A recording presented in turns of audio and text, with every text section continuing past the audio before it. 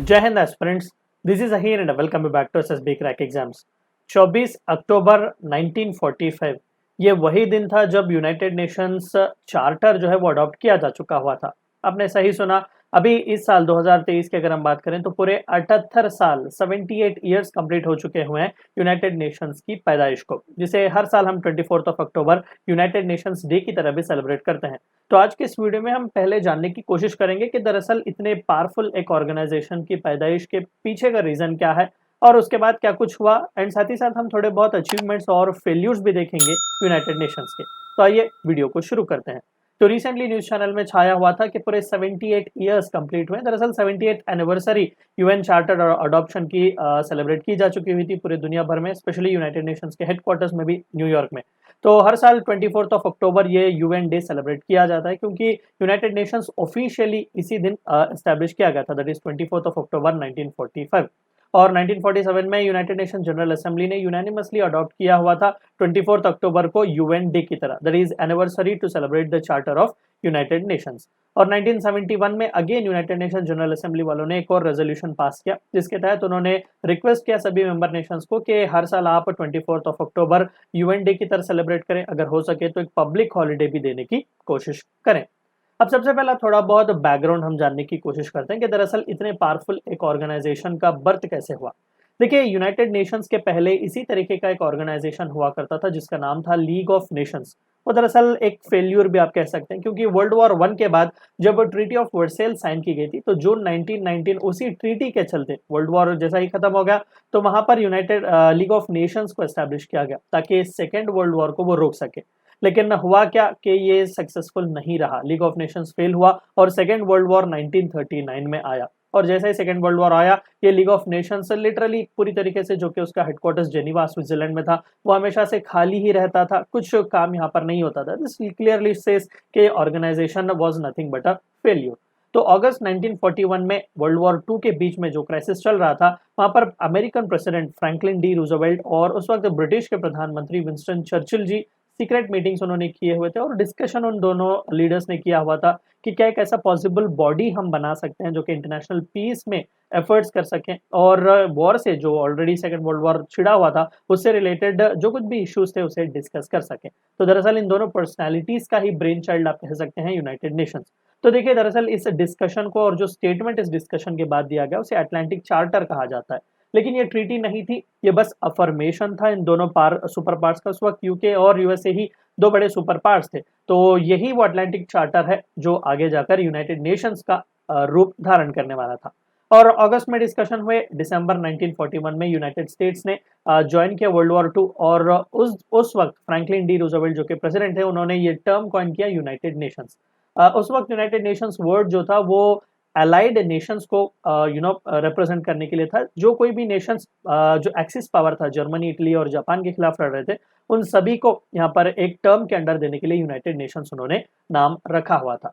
तो जनवरी 1 1942 को 26 allied Nations के जो कोई भी रिप्रेजेंटेटिव थे वो सभी वॉशिंगटन डीसी पहुंचे हुए थे। वहां पर उन्होंने यूएन का डिक्लेरेशन साइन किया जो कि लिटरली अलाइड नेशंस के क्या कुछ ऑब्जेक्टिव्स होंगे, रोड मैप क्या होगा, उसे डिस्कस करने के लिए ये अडॉप्टेशन या फिर डिक्लेरेशन साइन किया गया था। अब जो कि इंडिया उस वक्त ब्रिटिश कॉलोनियल रूल का हिस्सा था, तो इंडिया भी उसी एस्टैब्लिशिंग मेंबर्स में से एक माना जाता है। और बाद में जब इंडिया फ्री हुआ, हमने भी रीट्रेट किया कि हाँ, वर्ल्ड ऑर्डर के लिए, वर्ल्ड पीस के लिए यूनाइटेड नेशंस बहुत ही जरूरी है और हम एक फाउंडिंग मेंबर्स में से भी खुद को एक जरूर देखते हैं। अब कपल ऑफ ईयर्स हुआ क्या कि कई सारी मीटिंग्स हुए अलाइड नेशंस के बीच, खासकर चार important countries, United states of America, Soviet union, United kingdom और चाइना। ये सभी पोस्ट वॉर ट्रीटी के बारे में डिस्कस कर रहे थे कि यूनाइटेड नेशंस का प्रिसाइज रोल होगा क्या वर्ल्ड वॉर टू के बाद। और फाइनली इन डिस्कशंस के बाद, फ्रूटफुल डिस्कशंस के बाद, यूएन एग्जिस्टेंस में आया ऑन अक्टूबर 24 1945।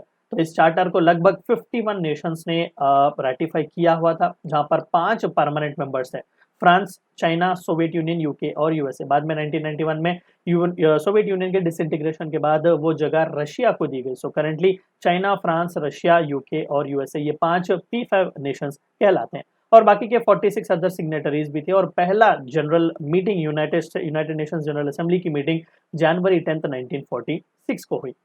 अब देखिए, जब एस्टैब्लिशमेंट हुआ तो सिर्फ 51 मेंबर नेशंस ही थे। बाद में कई सारे इंडिपेंडेंस मूवमेंट हुए, डिकोलोनाइजेशंस की वजह से लगभग अब जब हम बात कर रहे हैं तो 193 कंट्रीज जो है वो करंटली यूएन के मेंबर्स हैं।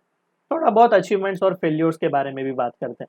देखिए, जैसा ही इसका फॉर्मेशन हुआ इमीडिएटली एक इम्पोर्टेंट सा रेजोल्यूशन इन लोगों ने पास किया कि न्यूक्लियर वेपन्स को हम एलिमिनेट करेंगे। 1946 में ही ये रेजोल्यूशन लिया जा चुका हुआ था, क्योंकि ऑलरेडी वर्ल्ड वॉर 2 में हिरोशिमा और नागासाकी पर एटम बॉम्ब्स गिराए हुए थे यूएस वालों ने।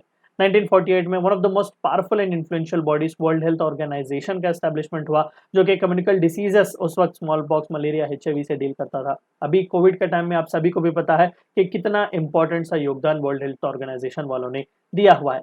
1950 में यूएन वालों ने हाई कमिश्नर फॉर रेफ्यूजीज का एस्टैब्लिशमेंट किया। आज भी कई सारे मिलियंस ऑफ डिस्प्लेस्ड जो माइग्रेंट्स वगैरह हैं, उन सभी के बारे में ख्याल यही बॉडी रखता है। दरअसल इसका ओरिजिनल काम था वर्ल्ड वॉर 2 के द्वारा जो भी मिलियंस डिस्प्लेस्ड हुए हैं, उन्हें सही तौर पर रिहेबिलिटेशन प्रोवाइड करना। 1972 में एनवायरनमेंट के लिए प्रोटेक्शन के लिए यूएन एनवायरनमेंट प्रोग्राम जो है वो क्रिएट किया जा चुका हुआ था। और मोर रिसेंटली 2002 में यूएन क्रिमिनल कोर्ट जो कि द हेग नेदरलैंड्स में, तो वहां पर भी वॉर क्राइम्स के लिए, जेनोसाइड्स के लिए, अदर अट्रोसिटीज जो कुछ भी नेशंस क्रिएट करते हैं या फिर इंडिविजुअल्स जिन पर चार्जेस लगाए जाते हैं, यहाँ पर यूएन क्रिमिनल कोड में ये कार्रवाई वगैरह की जा सकती है। कई सारे क्रिटिसिजम्स भी यूएन पर हैं। 1994 में organisation, that is UN organisation fail हुआ। रवांडन जेनोसाइड उन्होंने रोक नहीं पाया। 2005 में यूएन पीस कीपिंग मिशंस पर कई सारे सेक्सुअल मिसकंडक्ट के एलिगेशंस भी लगाए जा चुके हुए थे, खासकर जहां पर यूएन पीस कीपिंग फोर्सेस भेजे गए थे कॉन्गो, कंबोडिया और हैती में। 2011 में UN peace keeping mission south Sudan गया हुआ था, सक्सेसफुल नहीं था वो। वहां पर सिविल वॉर की वजह से जो ब्लडशेड आने वाला था 2013 में, उसे वो रोक नहीं पाया। लेकिन ऑल इन ऑल हम एक ही चीज कह सकते हैं कि वर्ल्ड वॉर 3 के नहीं आने की वजह नो डाउट कहीं ना कहीं यूनाइटेड नेशंस ही है। तो ये थी चंद बातें आपको इस वीडियो में जाननी थी। वीडियो को एंड करने से पहले हम सभी को एक और बार याद दिला दें कि एसएसबी क्रैक एग्जाम्स में एसएसबी इंटरव्यू से related full fledge online course available है। हर महीने इसके नए बैचेस स्टार्ट होते हैं। अपने फ्रेंड्स के साथ भी इन्फॉर्मेशन शेयर कीजिएगा। We also provide you courses like NDA, CDS, AFCAT and warrior written is a code which you should use so that you get 10% discount. Meet you next time. Until then, stay healthy, stay safe. Thank you for watching my lecture. जय हिंद। अगर आप एक defence aspirant हैं और SSB interview, NDA, CDS, AFCAT जैसे exams के लिए prepare कर रहे हैं, तो आप एसएसबी क्रैक एग्जाम्स के कोर्स को चेक करना ना भूलें। आप हमारी लर्निंग एप्लीकेशन को गूगल प्ले स्टोर से भी डाउनलोड कर सकते हैं।